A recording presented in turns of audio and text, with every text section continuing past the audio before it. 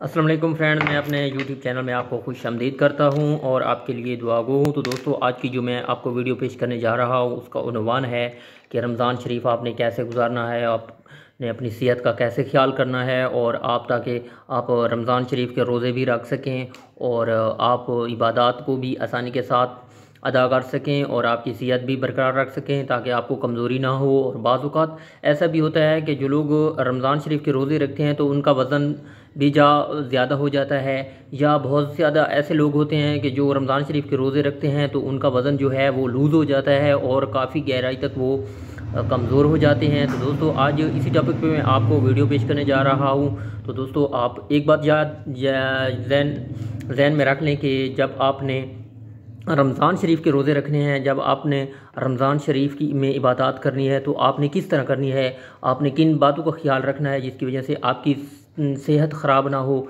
आपकी जो मैदा वगैरह है, निज़ाम इंहिज़ाम है वो ख़राब ना हो। और बाज़ दफ़ा ऐसा भी होता है कि रमज़ान शरीफ के जो इंसान रोज़ा रखते हैं तो उसके गुर्दे में अचानक दर्द हो जाता है, पानी की कमी की वजह से वो डिहाइड्रेट हो जाते हैं। तो इन तमाम चीज़ों का आपने ख्याल करना है और रमज़ान शरीफ के रोज़े रखने हैं। तो मैं आपको इन तमाम चीज़ों से आगाह करता हूँ। तो दोस्तों, आपको बताता हूँ कि आपने किस तरह रमज़ान शरीफ के रोज़े अफ्तार करने हैं, किस तरह सैर करने हैं ताकि आप इन तमाम मुश्किलात से आप बच सकें।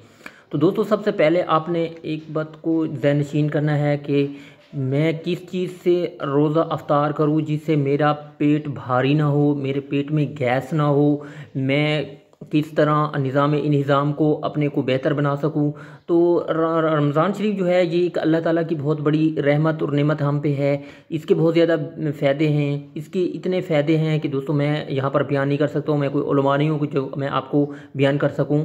तो दोस्तों, आपको मैं बताता चलूँ कि जो मैंने इसको अपने तजर्बा किया है, जो कि अपने तजर्बे की बुनियाद पर मैं आपको ये बयान करने जा रहा हूँ कि रमज़ान शरीफ में आपने सबसे पहले जो रोज़ा सैर करना है, हल्की फुल्की खुराक का इस्तेमाल करना है, दूध का इस्तेमाल करना है, दही का इस्तेमाल करना है।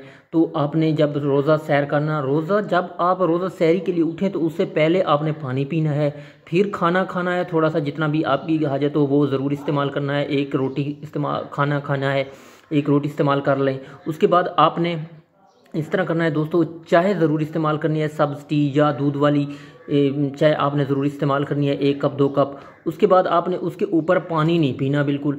चाय के साथ आपने अपने रोज़े को इख्तिताम करना है। जब अज़ान हो जाए तो आप चलकर मस्जिद की तरफ चले जाएं और इबादत करें। उसके बाद आप आकर सो जाएं। थोड़ी देर सोने के बाद आप फिर उठकर अपने मसरूफ़ियात में शुरू हो जाएंगे। जिस तरह आपने अपना काम करना है, कोई दफ्तरी लोग होते हैं, कोई मज़दूर तबका होता है, वो अपना काम करें, वो अपने काम को बआसानी खूब अंजाम दें। उसके बाद आपने रोज़ा अफ्तार किस चीज़ से करना है। तो दोस्तों, असल में जो चीज़ है वो है रोज़ा अफ्तारी।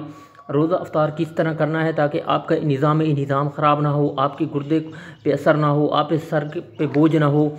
तो दोस्तों, उसके लिए आपने सबसे पहले जब आपने रोज़ा अफ्तार खजूर या नमक के साथ करना है, उसके साथ आपने गर्म दूध का इस्तेमाल करना है, ठंडे पानी से अवॉइड करना है, समोसे पकोड़े तले हुई चीज़ों से अवॉइड करना है। तो आपने गर्म खुराक जो कि मिसाला जात की सोबत वगैरह होती है, चटनी वगैरह होती है, उससे भी आपने बहुत ज़्यादा एहतियात बरतनी है। तो उसके साथ साथ आपने दोस्तों इस तरह करना है कि गर्म दूध और खजूर के साथ रोज़ा अफ्तार करके आपने थोड़ा सा खाना इस्तेमाल करना है और थोड़ा सा खाना इस्तेमाल करने के बाद उसके ऊपर आपने पानी बिल्कुल नहीं पीना।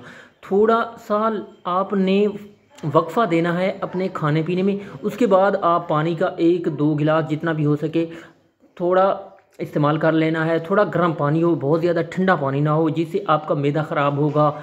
जो ही आपने देखा होगा दोस्तों कि अल्लाह ताला की कुदरत से रमज़ान शरीफ में इंसान हज़ारों किस्म की चीज़ें खा लेता है, उसका मैदा ख़राब नहीं होता, क्योंकि मैदा सारा दिन में जो है वो उसने आराम कर लिया होता है और वो मैदा ख़राब बिल्कुल नहीं होता।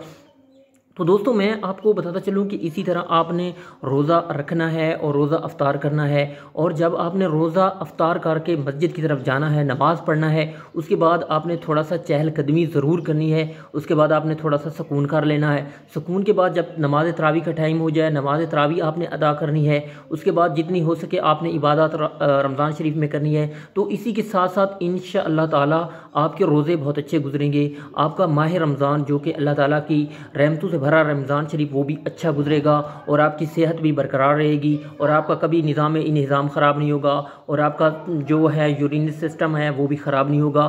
तो दोस्तों मैं इसी के साथ आपसे इजाज़त चाहूँगा। दुआओं में याद रखना। अल्लाह हाफ़िज़।